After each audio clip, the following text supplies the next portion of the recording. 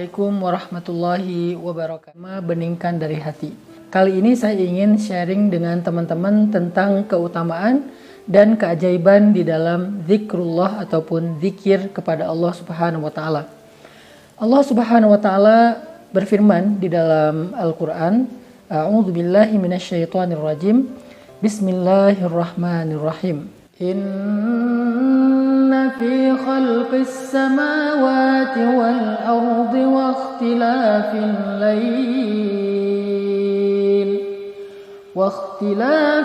layli wan nahari la ayatin liulil albab alladzina yadhkuruna Allaha qiyaman wa qu'udan wa 'ala junubihim الذين يذكرون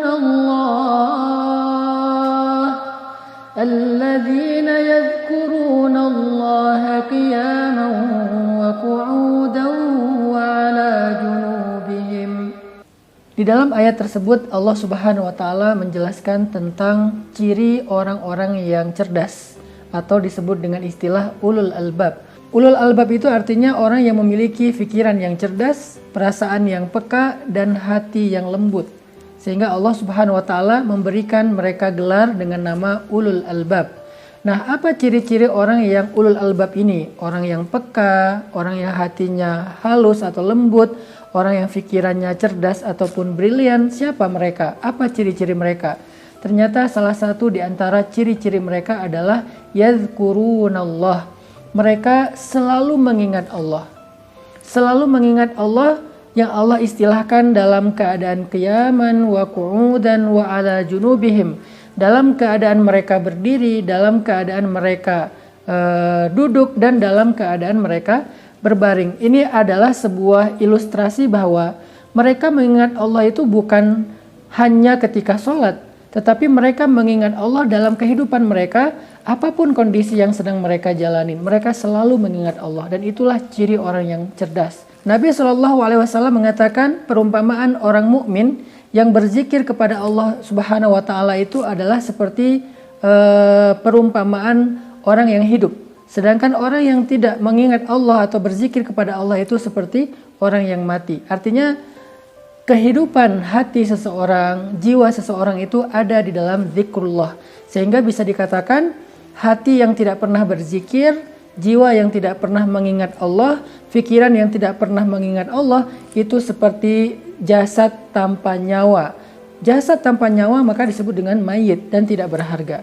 Inilah diantara banyak sekali dalil-dalil tentang keutamaan zikir.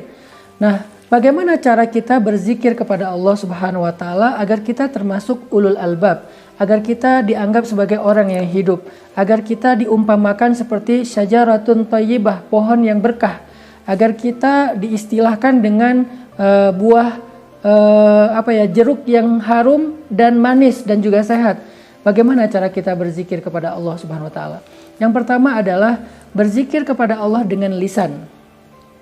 Berzikir kepada Allah dengan lisan itu artinya kita selalu mengawali segala sesuatu dalam kehidupan kita dengan menyebut nama Allah. Itu zikir lisan kita yang paling gampang. Minimal kita bilang bismillah.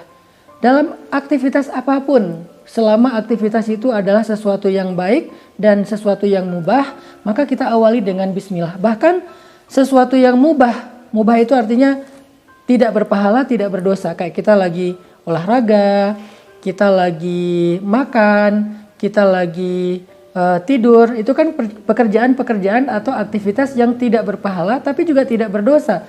Ketika kita melakukannya dengan menyebut nama Allah di awal, maka semua itu bernilai ibadah di sisi Allah Subhanahu wa taala. Bayangin teman-teman berangkat tidur tapi tidurnya bernilai ibadah. Teman-teman makannya bernilai ibadah. Teman-teman jalan keluar rumah, berangkat ke tempat kerja dan seterusnya, bahkan sekedar nongkrong bareng dengan gengnya, bareng dengan bestinya, kalau diawali dengan bismillah, menyebut nama Allah atau memention Allah, maka semua itu akan bernilai pahala dan ibadah di sisi Allah Subhanahu wa taala.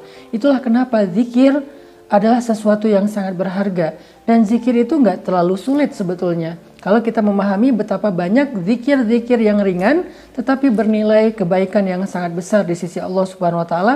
Salah satunya adalah zikir dengan menyebut bismillah di awal setiap aktivitas kita. Kemudian kita juga bisa zikir lisan dengan cara menyebut nama Allah dalam hal-hal yang lain selain mengawali sebuah aktivitas. Misalnya ketika kita takjub melihat sesuatu, kita mengatakan Masya Allah, kita katakan Subhanallah.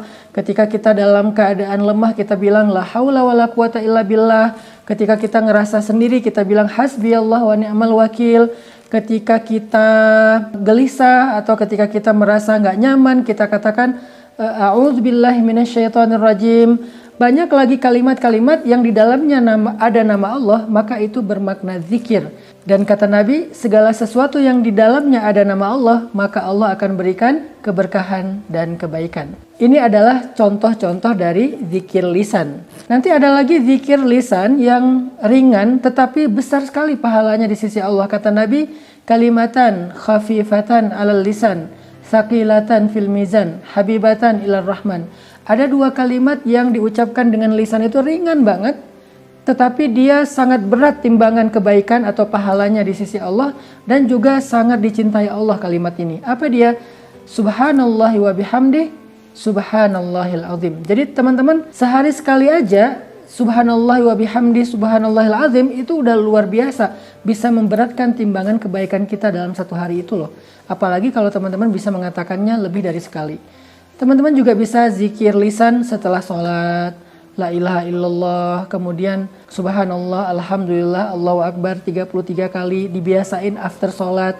Ini semuanya adalah bentuk zikrullah yang bernilai kebaikannya luar biasa, dan juga bukan sekedar pahala kebaikan di akhirat, tetapi juga berbentuk keberkahan dan kebaikan dalam kehidupan kita di dunia.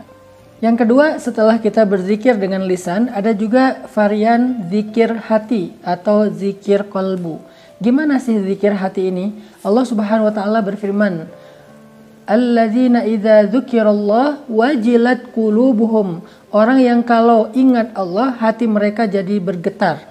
Nah, ini hatinya yang bergetar, gimana cara kita berzikir dengan hati sampai hati kita bergetar? Zikir hati itu bukan sekedar kita ngucapin nama Allah, tetapi tiba-tiba kita ingat, oh kan ada Allah, oh kan saya udah ngelibatin Allah, ya udah deh serahin aja sama Allah. Nah, ketika kita ingat dengan pikiran kita, lalu ingatan itu kita masukkan ke dalam hati dalam bentuk belief, dalam bentuk yakin, dalam bentuk percaya, maka itu artinya kita sedang zikrullah dengan hati. Jadi bukan diucapin doang, tapi ingat gitu. Jadi hati itu connect dengan pikiran dan ingatan kita. Misalnya kita lagi berharap sesuatu, tetapi khawatir bisa nggak saya mendapatkan itu. Tiba-tiba ingat nih, tapi kan Allah Maha Kuasa. Ya udah deh, saya percaya aja sama Allah, selama itu baik pasti Allah akan berikan untuk saya. Itu namanya zikir hati. Atau ketika kita sedang dapat musibah, tiba-tiba kita ingat Allah, Allah pasti mau menggantinya dengan yang lebih baik dari ini kalau saya sabar dan saya ridho. Itu namanya zikir hati. Ketika kita mau berbuat dosa, tiba-tiba ingat Allah, jadi mengurungkan niat kita untuk berbuat dosa, jadi nggak berbuat dosa lagi, maka itu adalah zikir hati. Orang yang kalau hatinya berzikir diawali dengan mengingat Allah, maka insya Allah hatinya akan menjadi tenang. Allah Subhanahu wa Ta'ala berfirman, Ala bidzikrillahi tatmainnul qulub. Bukankah dengan mengingat Allah hati menjadi tenang?